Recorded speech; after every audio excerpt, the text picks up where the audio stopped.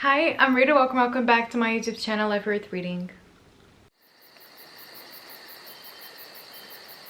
And welcome to a reading wrap-up. In this video, I will be telling you about all the books that I've been reading since May. So like since the beginning of May till now. It is August. I'm not going to count the books that I finished in August, I don't think. But I'm going to tell you about all the books that I read in these months between. Which are not a lot of books. It's not a lot, but it is honest work. So without further ado, let's just get right into it. I'm going to be starting with the 3 DNFs that I had in this little time period. I haven't been DNFing a lot this year, but yeah, this couple of months just had a few DNFs in them. So let's start with the oldest one, the first book of this that I DNF'd, which was How to Sell a Haunted House by Grady Hendrix. I read this on my Kindle. Thankfully, I didn't buy a physical copy. And the reason why I DNF'd this, without going very much into it, is this is a horror book about a girl who loses very suddenly both of her parents. They are elderly, but she suddenly loses both of them. And so now she's in a legal fight with her brother to see who gets the house, which is haunted, so they can sell it. And basically the house is haunted by these like puppet figures that her mother really enjoyed to make. And I just thought this book was so unbelievably sad and so depressing. I read until like 40%, so almost 50% of the book, and there was absolutely no horror. Like some minor creepy things were happening, but it was just so depressing. Like there was a lot of grief, a lot of parental death, and just so much sadness that it was hard to even be excited about the horror. I don't know. I thought it was making me very upset. I didn't want to read about a woman losing both of her parents very suddenly. That's not what I wanted to read. And I just found it to be, yeah, just really sad. So that's why I DNF'd it. And then the 2 other books I did have physically, and they may come as a shocker to you. But these were both in my TBR Destruction, episode 2, I believe. And the first book was 7 Days in June by Tia Williams. Now, I am not a romance girly. Take all of this with a grain of salt. But I did not vibe with this book. Okay, this book is about our 2 main characters who are both writers, and they had like a very torrid love affair when they were in high school. And now it is, I don't know how many years later. A lot of years later. I don't know. 15 years later, they meet up again. And I was really vibing with the adult portion of this book, because I really liked our main character, the representation of her just writing these little silly eroticas and wanting to write something more serious but not being taken seriously, and being invited to all these panels that uplift women authors. I was really just vibing with it. But then the high school flashbacks. Oh my god, no. The high school flashbacks were so rough to read. I didn't enjoy it in the slightest. They were so Wattpad. They were so cliche. I did not believe 1 second that they fell in love at first sight. And I couldn't read it. I couldn't press on because I knew I wouldn't give this a good rating, and just seemed unfair. Because maybe people who do like romance will enjoy this, but it just really was not for me. So that was another DNF. I read about 120 pages of this book, so I gave it a fair chance, but yeah, not for me. And then lastly, I also DNF'd Reputation by Lex Croucher, which, yeah, I DNF'd this very late on. I DNF'd this at like page 300 or something. So it was I read most of the book basically. And the reason why I didn't have this one is because it was so repetitive. It's about these girls during the Regency era, and our main character this is kind of like Mean Girls. Our main character comes from a very humble and boring place in life, and she meets a girl who is kind of like a Regina George that introduces her to a lot of all these parties and wild things and stuff. But I just felt it was really boring. I just really didn't care about it. The romance I didn't care about as well. We're very limited because it is a Regency era, so we're very limited in the kind of entertainment that there can be. And I wish this was queer or more queer, and it just wasn't. So that was another DNF for me. And now moving on to the books I actually did finish. The first one was back in May, and I read Everyone in My Family Has Killed Someone by Benjamin Stevenson. I also read this one on my Kindle, and I really like this. I ended up giving it 4 stars. I thought it was a fun time. It's not for everyone. The type of narration, the type of voice that our author has and our narrator has really is not for everyone, but it was for me. I thought it was a silly, goofy time. I enjoyed the mystery. It was a little bit slow, but I did like it, and I thought it was very captivating. It's about our main character who is narrating his own story, and he goes by the 10 golden rules for mystery writers. And so he drops all these hints and he tells you, he like goes back and forth, and he's very like, he breaks the fourth wall a lot. So if you're not into that, it really won't be for you, but I thought it was so much fun. And yeah, he's at the ski lodge and someone dies, and he doesn't know who did it because everyone in his family has, sooner or later, has killed someone. So he explains all of it in different chapters, and I thought it was fun. Like, I'm willing to read the sequel. It wasn't like my favorite thing of all time, but it was a good time. It was a fast read, and I liked it. Next up, we have Honor by 3D Umrigar. This is a book about our main character who is Smita. And she has returned to India. She's an Indian American, or no, I think she's just Indian, and she moved to America. And she returns to India to cover a story because she is a journalist, and a colleague asked her to cover a story because she is currently sick and cannot cover it herself. And the story is of a woman named Meena. So it's Smita and Meena. Meena, a woman whose husband, who was a Muslim, was murdered by the village. And so there is a lot of animosity between Indian people and Muslim people, which I really didn't know, and it was so heartbreaking to read in this book. And basically we just followed that story along, so it was very sad. And I will say that this book, my takeaway was that I ended up giving this like a 3.5. I liked it. I thought it was very interesting, although very sad. But what did take away from the story for me was the romance. Like, why this didn't need a romance. This really didn't need a romance, and I didn't really care about the romance, so it really took away from the story because I wanted to know more. I wanted to know more about the lives of these people. I wanted to know more about what happened to these people, what does happen to women like this, and I just didn't really care about falling in love, you know what I mean? So that's why I ended up giving it a 3.5, but I still really highly recommend it. I thought it was a very beautiful and very sad story, and if you, like me, don't know a lot about this particular aspect, especially in rural India, you need to read this book because it was so brutal. The way that women are treated is just, it just makes me so sad. But anyway, I really like this. Then we have reached our first kind of 5-star. I think this was a 4.5 for me, but that is Project Hail Mary by Andy Weir. This book follows our main character, who is Ryland Grace, and he is the sole survivor on a desperate last chance mission, and if he fails, humanity and Earth itself will perish. So it's about Dr. Ryland Grace, who is a teacher and he is a scientist, and he is called to solve this really big problem that is happening in space. But the thing is that he wakes up in space with absolutely no memories of who he is, what he's doing there, and he is absolutely alone. All of his crewmates are dead, and yeah, it's just, it's not an easy situation to be. And I really like this book. Like a lot of people say, the science fiction aspects of this book are absolutely digestible. I feel like Andy Weir does an amazing job at breaking down these really complex topics and just giving them to you in a way that feels very easy to grasp, which I really appreciate because I am not a science girly.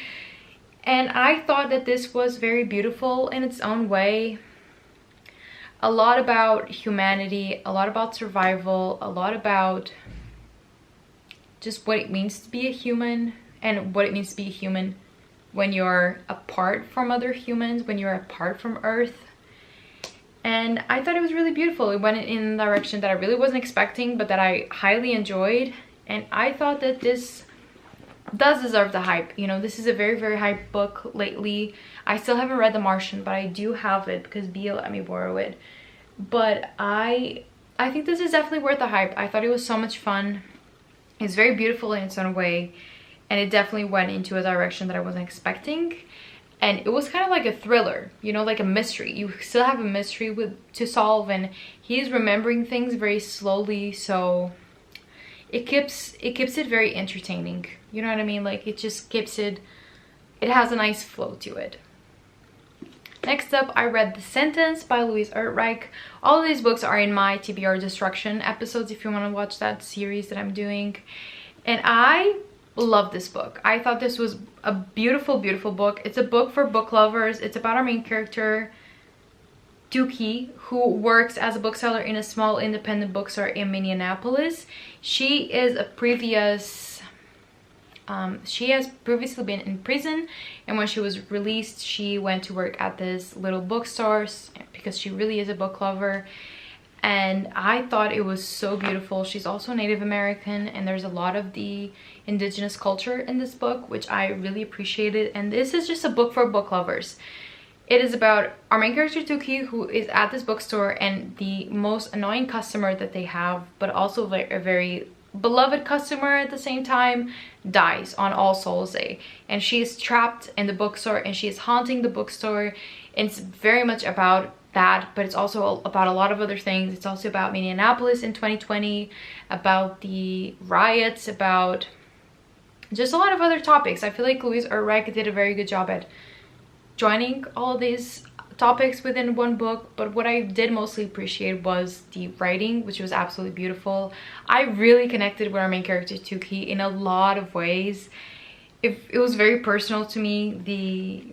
Some of the things that I wrote down was, I don't know, it's just very personal, and I just really love this book. And it says here, for example, I am quite solid. There just wasn't any room, no matter how she squeezed and jolted. There was just too much of me. The way there has always been. I am and will always be too much Dookie. And it's just about how she has always felt like too much her entire life. And I love this so much. Okay, this was just very meaningful to me. The way that this book ends, like the last sentence, just a warm, tight hug is what I want to give this book, and what this book gave me. Just a warm, warm hug. So if you're a book lover, read The Sentence, because it'll definitely be worth your time. And then we have Woodworm by Lila Martinez, which is a new release. This book is about so many things. It's a horror book. There's not a lot of horror to it, but it's about an intergenerational story. It's about our main character who lives with her grandmother in this house, and they have been cursed and made to stay there by a man, the grandmother's father. And so they are trapped in there. The house has its own spirit. It has its own place, its own personality. And it's just about women, revenge, intergenerational trauma. And I wanted this to be a favorite so bad, and it just wasn't. There was something missing in this book for me. The writing was really beautiful, but there was just something missing. I don't know if it's because it was a novella. I don't know what it was, but there was just something missing in it for me. I wanted this to be a 5-star, and it just wasn't. It was like a 4. I don't know. I think I have to reread it to really know what it doesn't have. But I really wanted this to be a favorite, and it just wasn't, which made me a little bit sad. But still a great book, and the writing is beautiful, and the themes of it are also really beautiful as well. So there's a lot to it, but at the same time there was just something missing. We are down to the last 2 books. Next up, we have 2 buddy reads that I did in July, and the first one is Detransition Baby by Tori Peters. This was really great as well. I also gave it a 4.5. This was very beautiful. It's about our main character, Reese, who is a trans woman in a relationship with another trans woman called Amy. But what ends up happening is that they break up because Amy detransitions, so she becomes Ames. And Ames is someone who comes back into Reese's life in a way that is very unexpected, and he has a proposal for her because he is now involved with a woman at work. And there's just a lot of drama, honestly, a lot of drama that made me think about a lot of things. This made me consider a lot of things that I hadn't considered before. It was problematic in ways that the author was very much aware of. He gave his characters a lot of flaws and a lot of problematic thinking and bad habits, but I think that just made the book more real. And I liked thinking about things that I haven't thought before. I love when a book is thought-provoking, especially within trans culture, which I definitely don't know a lot about. And I feel like this was a good insight into some things, especially the reflection on motherhood and what it means to be a mother was so, even though sad, so great to read. And it was such an amazing introduction to a theme through a transgender lens. And I just thought it was amazing. I know a lot of people don't really like this book, but I don't understand why. I had a really, really great time with this. I thought that the characters were so realistic, even though they were really flawed. And some chapters just made me so sad. It's not like in your face sad where like people die and bad things happen. It's not like that, but just the way that this author writes just makes small things very sad, and it makes them feel very monumental. So I really, really did appreciate that, and I can't wait to see what this author does next, because I thought this was great. And now steering the tracks a little bit, but the next book that I read and the most recent book that I finished was Assassin's Apprentice by Robin Hobb, which is the start of the Farseer series, the entire series by Robin Hobb. This is the Farseer trilogy, yeah. And I just thought this was so great. I gave it a 4-star, like a 4.5. It took me a little bit to get into this book, but I thought that Robin Hobb did such a great job at introducing these characters and making me care about these characters. Quite honestly, I cared so much about Fitz. It is about our main character Fitz, who is the king's or the prince's bastard son, and he is brought to the keep to be raised to be an assassin, basically.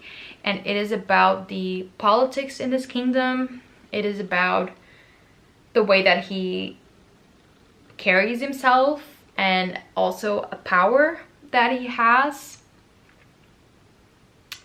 And he, like it says here, unusual affinity with animals. So he has a very special connection to animals, and it's a power that is not very well enjoyed by other people. And so I just thought that this was so interesting. I cannot wait to continue the series. I bought the rest of the trilogy. I'm waiting for it to get here so I can keep reading book 2.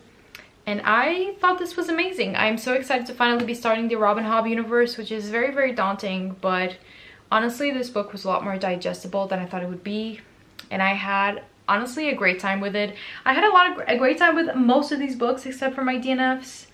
So I've actually had a really great reading little quarter.